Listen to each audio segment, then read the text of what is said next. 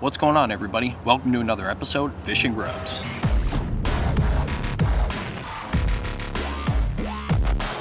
Alright everybody, this is the very first episode of Quick Review Wednesday, and today we're going to be talking about the Shimano Curado DC 151 XG 8:5:1 gear ratio. In my opinion, one of the best frog fishing reels on the market. And I'm pairing this up with a 7.9 extra heavy action from Fox River Rods, baby. Love this thing. For these reviews, we're gonna put 2 minutes on the clock. We're gonna talk about the product for 2 minutes. Hopefully that's it. We're gonna be doing this every Wednesday. Just a quick video on a product that we like or we don't like. It's gonna be a review, and they're gonna be as honest as you could possibly ask for. All right, everybody, 2 minutes on the clock and go.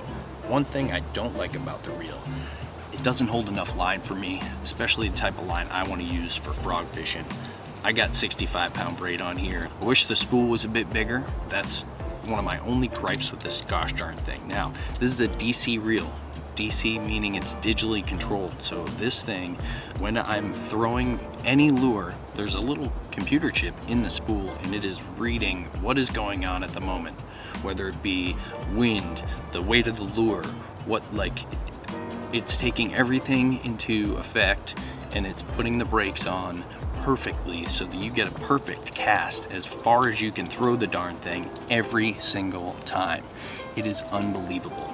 I've been using this thing now for like 6 months, and the reason why I got it for frog fishing is because last year when I was out frog fishing, I backlashed a ton, and I wanted to cut down on that so I could maximize the amount of cast that I was actually, getting in and getting a good retrieve, because when I got the backlash, it just screws everything up. It totally screws up the cast. It could take anywhere from a minute to 10 minutes to get out the backlash, and you're just wasting time on the water. The reason why I got this is because it is saving me so much time. Another reason why I got it, because my last reel that I had was not a very fast reel.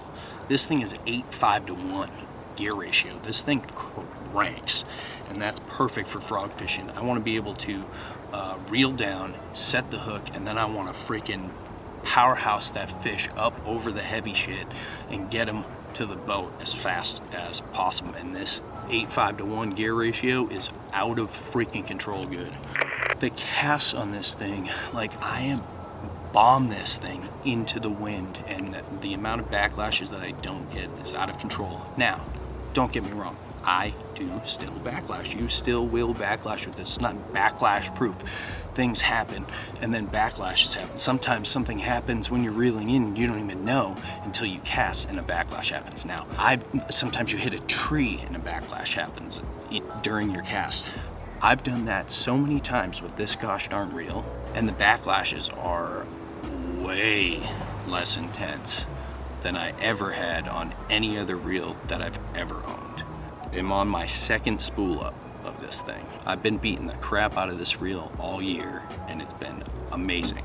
If you're broke, do not go spending the money on this reel. Get something else, learn on it, and then when you have the money, maybe this is something you can look at.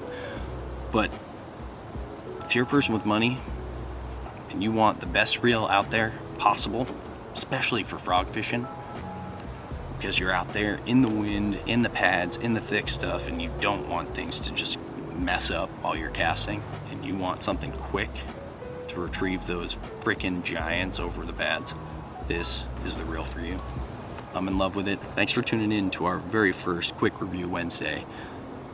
I love you guys. If you could do me a favor, like, subscribe, comment down below. It really, really helps out. Peace out.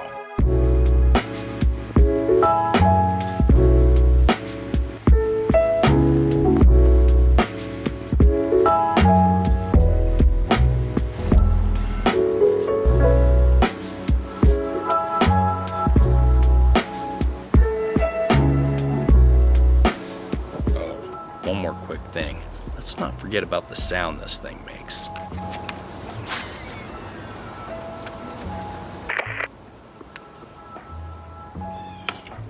Oh! Yeah! So one more thing. It's one of the only reels, I know that I can go from pitching and flipping to casting a mile without having to adjust the Gen 2 knob. Because you don't have to, because it's a